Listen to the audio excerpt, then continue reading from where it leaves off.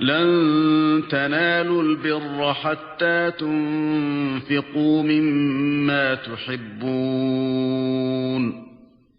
وما تنفقوا من شيء فإن الله به عليم.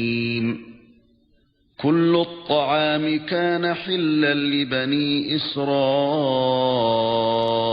إلا ما حرم إسرائيل على نفسه من قبل أن تنزل التوراة.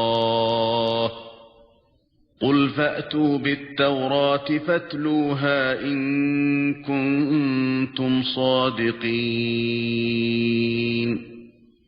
فمن افترى على الله الكذب من بعد ذلك فأولئك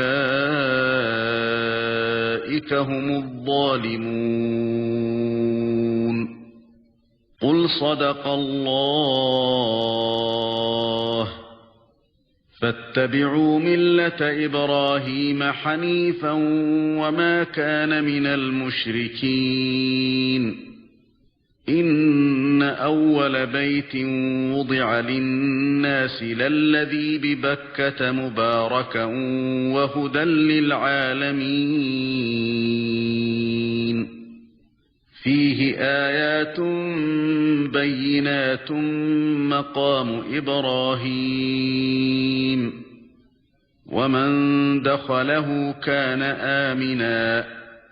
ولله على الناس حج البيت من استطاع إليه سبيلا ومن كفر فإن الله غني عن العالمين.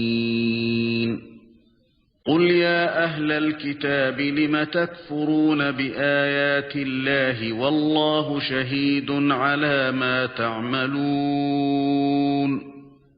قل يا أهل الكتاب لم تصدون عن سبيل الله من آمن تبغونها عوجا وأنتم شهداء وما الله بغافل عما تعملون.